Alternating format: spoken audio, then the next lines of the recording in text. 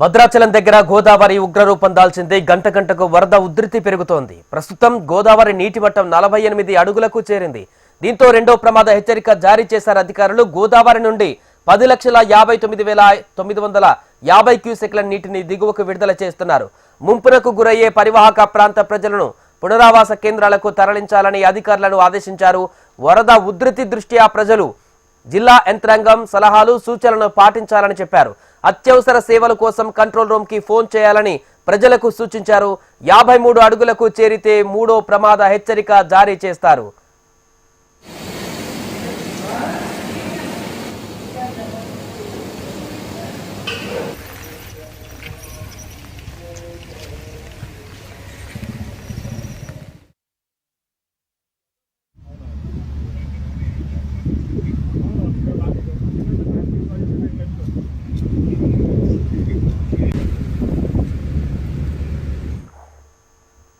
భద్రాద్రి కొత్తగూడెం జిల్లాలో వర్షాలు ముంచెత్తుతున్నాయి. కిన్నెరసాని వాగుకు వరద నీరు పోటెత్తుతోంది.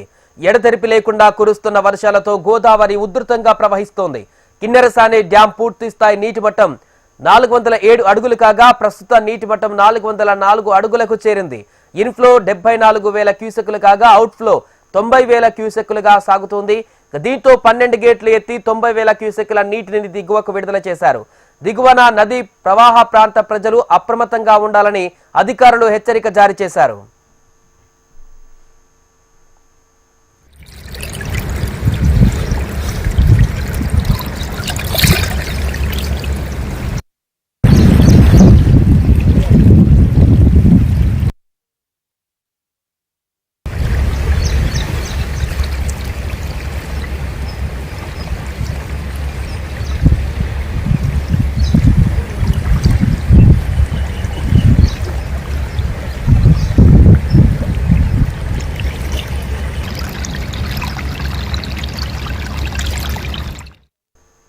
భద్రాచలం దగ్గర గోదావరి ఉగ్రరూపం దాల్చింది. గంట గంటకు వరద ఉధృతి పెరుగుతోంది. ప్రస్తుతం గోదావరి నీటి మట్టం 48 అడుగులకు చేరింది. దీంతో రెండో ప్రమాద హెచ్చరిక జారీ చేశారు అధికారులు. గోదావరి నుండి 10,59,950 క్యూసెక్కుల నీటిని దిగువకు విడుదల చేస్తున్నారు. ముంపునకు గురయ్యే పరివాహక ప్రాంత ప్రజలను పునరావాస కేంద్రాలకు తరలించాలని అధికారులను ఆదేశించారు.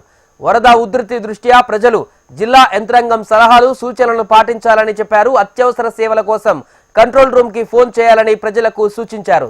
53 అడుగులు చేరితే మూడో ప్రమాద హెచ్చరిక జారీ చేస్తారు. భద్రాద్రిలో గోదావరి ఉధృతికి సంబంధించిన పూర్తి వివరాలు మా కరెస్పాండెంట్ రామకృష్ణ లైవ్ లో మరిన్ని వివరాలు అందిస్తారు. రామకృష్ణ, సో గోదావరి ఉధృతికి సంబంధించిన పూర్తి వివరాలు ఏంటి? గత సంవత్సరం ఇదే గోదావరి అక్కడ ఉప్పొంగిన పరిస్థితిని చూసాం. అక్కడ ఇబ్బందులు పడ్డటువంటి ప్రజల గోసలు కూడా విన్నాం. సో ఇప్పుడు తాజా పరిస్థితి ఏంటి? ఇంకా ఎంత పెరిగే అవకాశం ఉందని చెప్తున్నారు అధికారులు? సాయి, ఎడతెరుపు లేకుండా కురుస్తున్న భారీ వర్షాలకు గోదావరి ఉగ్ర రూపం దాలుస్తుంది. ప్రస్తుతం 20 అడుగుల వరకు కూడా గోదావరి నీటి మట్టం ప్రవహిస్తుంది. ఇంకా పెరిగే అవకాశం ఉంది అంటూ కూడా ఇటు సిడబ్ల్యూసి అధికారులు కూడా అంచనా వేస్తున్నారు. సుమారుగా 60 అడుగుల వరకు కూడా గోదావరి పొంగే అవకాశం ఉందని చెప్పేసి చెప్తున్నారు. అంటే పై ఎత్తున ఇటు ఛత్తీస్గఢ్ లో కూడా పెద్ద ఎత్తున వర్షాలు ఉండటంతో కూడా గోదావరి ఉగ్ర రూపం దాల్స్తుంది. ప్రస్తుతం మనం విజువల్ లో కూడా చూడొచ్చు. గోదావరి ఉగ్రరూపం దాల్స్తున్న పరిస్థితి అయితే నెలకొన్నది. అంటే పై ఎత్తున ఇటు మేడిగడ్డ ప్రాజెక్టు కూడా పెద్ద ఎత్తున నీరు చేరటంతో కూడా దిగువకు నీరు వదలడం జరిగింది. దీంతో గోదావరి ఉగ్రరూపం దాల్స్తున్న పరిస్థితి అయితే నెలకొన్నది. తాలిపేరు ప్రాజెక్టు కూడా వరద ఉధృతి కొనసాగుతుంది. 25 గేట్లు పూర్తిగా ఎత్తి 1,27,717 క్యూసెక్కుల వరదను కూడా గోదావరికి విడుదల చేయడం జరిగింది అధికారులు. అయితే తాలిపేరు ప్రాజెక్టు నీటి మట్టం పూర్తి స్థాయి నీటి మట్టం చూసుకుంటే 74 మీటర్లు. ప్రస్తుత నీటి మట్టం కూడా 72.27 క్యూసెక్కుల నీరు కూడా దిగువకు విడుదల చేయడం జరిగింది.